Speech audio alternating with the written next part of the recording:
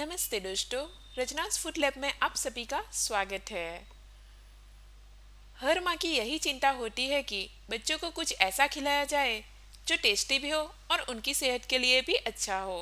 इसीलिए आज मैं आपके साथ शेयर कर रही हूँ खजूर पाक के लड्डू, जो आयुर्वेद की दृष्टि से बल्य यानी कि ताकत देने वाले हैं और साइंस की नज़र में एक सुपर फूड। बिना चीनी और बिना गुड़ के बने ये लड्डू आयरन, ओमेगा 3 और मैग्नीशियम का खजाना है। अगर आप थकान, खून की कमी या मीठे की क्रेविंग से परेशान हैं, तो यह रेसिपी खास आपके लिए है। चलिए इसे बनाना शुरू करते हैं।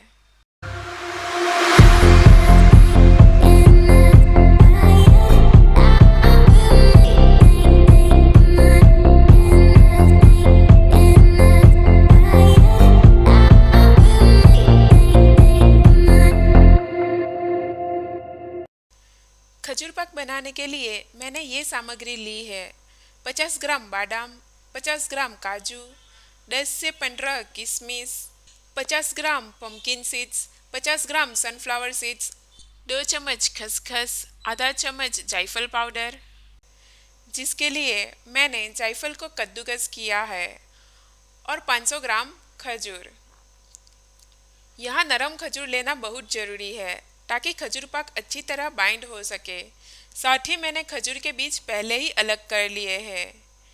ड्राई फ्रूट्स की मात्रा आप अपनी पसंद के हिसाब से रख सकते हैं। चाहे तो इसमें पिस्ता और अखरोट भी शामिल कर सकते हैं। अब हम ड्राई फ्रूट्स काटेंगे। आप चाहे तो चाकू से मैन्युअली भी काट सकते हो। मैं यहाँ एक चॉपर इस्तेमाल कर रही हूँ, जिससे ड्राई फ्रूट्स बहुत आसानी से कट जाते हैं। आप इन्हें चॉपर या फिर मिक्सर में दरदरा पीस भी सकते हैं। ड्राई फ्रूट्स कितने मोटे काटने हैं यह आपकी पसंद पर निर्भर करता है। मैं यहाँ मीडियम साइज रख रही हूँ, न ज़्यादा मोटा और न ज़्यादा पतला।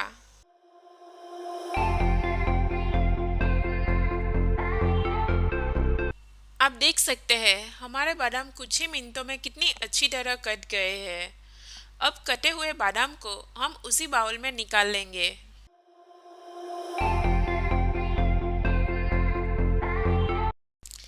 इसी तरह हम काजू को भी काट लेंगे।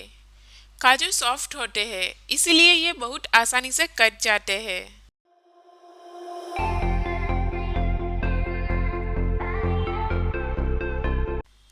कटे हुए काजू को भी हम बाउल में निकाल लेंगे।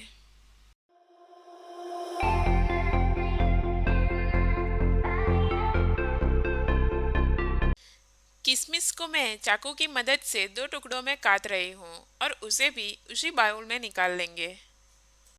हमारे सारे ड्राई फ्रूट्स रेडी हो चुके हैं। अब हम इसे घी में रोस्ट कर लेते हैं। सबसे पहले एक कढ़ाई में 2 चम्मच घी डालकर उसे हल्की आंच पर गर्म होने दें।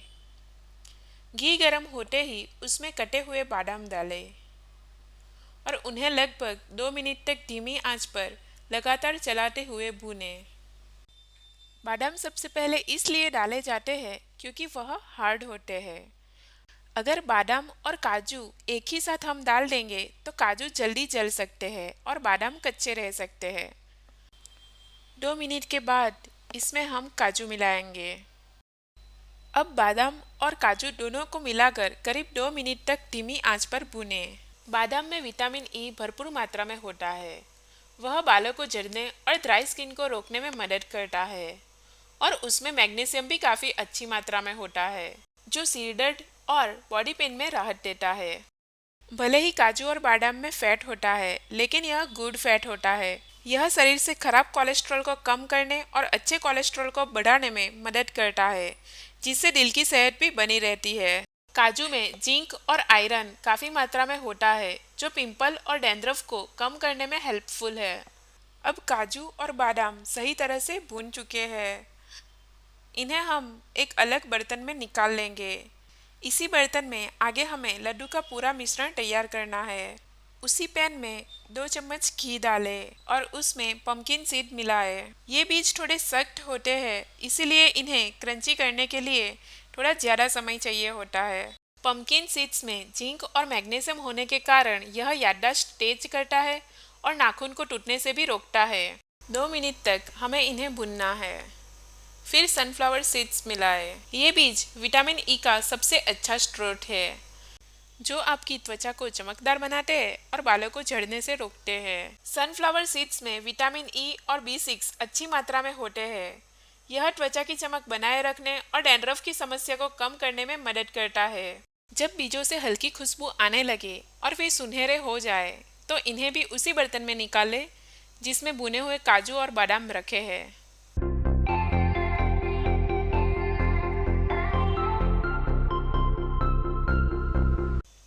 अब फिर से हम थोड़े से घी में किशमिश डालेंगे। किशमिश को भी हम बिल्कुल धीमी आंच पर भून लेंगे। इसे हमें तब तक भूनना है जब तक वह अंगूर की तरह गोल और फूल ना जाए।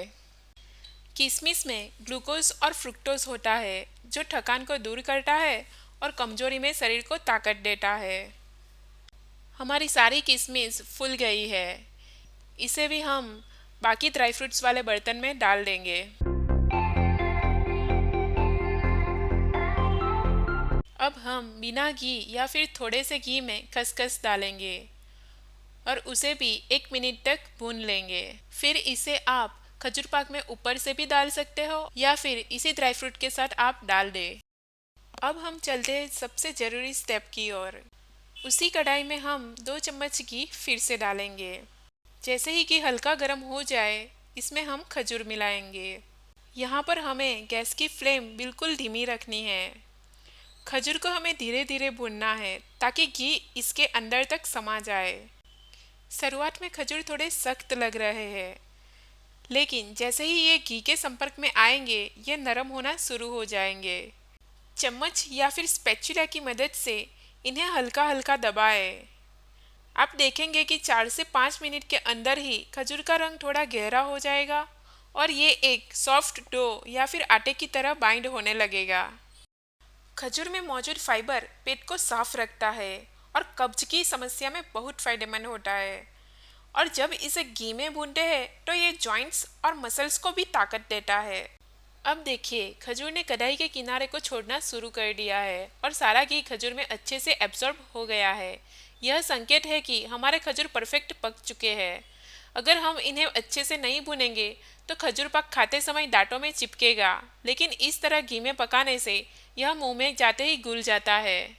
इन्हें भी हम भुने हुए ड्राई फ्रूट्स और सीड्स वाले बर्तन में ही निकाल लेंगे। अब हम इसमें आधा चम्मच जायफल पाउडर मिलाएंगे। इसकी जगह आप इलायची पाउडर भी डाल सकते हो। अब सब कुछ अच्छे से मिला लेंगे।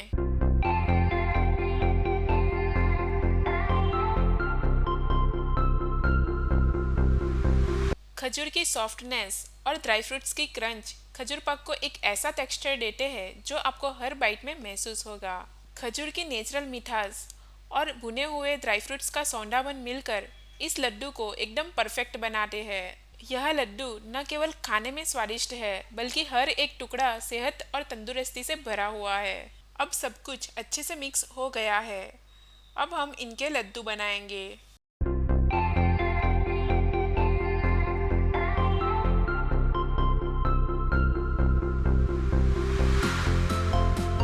खजूर की नेचुरल चमक, ढेर सारे ड्राई फ्रूट्स का क्रंच और जायफल की वो खुशबू, ये सब मिलकर इसे एक बेहतरीन टेस्ट देते हैं।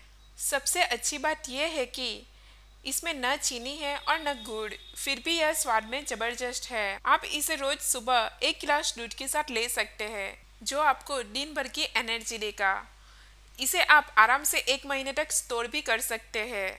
ये बिल्कुल खराब नहीं होंगे। तो हमारे सारे लड्डू बनकर बिल्कुल तैयार है। आप देख सकते हैं ये कितने लाजवाब दिख रहे हैं। अगर आपको आज की यह हेल्दी खजूर पाक की रेसिपी पसंद आई हो तो इस वीडियो को लाइक जरूर करें और अपने परिवार और दोस्तों के साथ शेयर करना न भूलें। मिलते हैं अगली वीडियो में एक नई रेसिपी के साथ। तब तक के लिए स्वस्थ रहे और खुश रहे।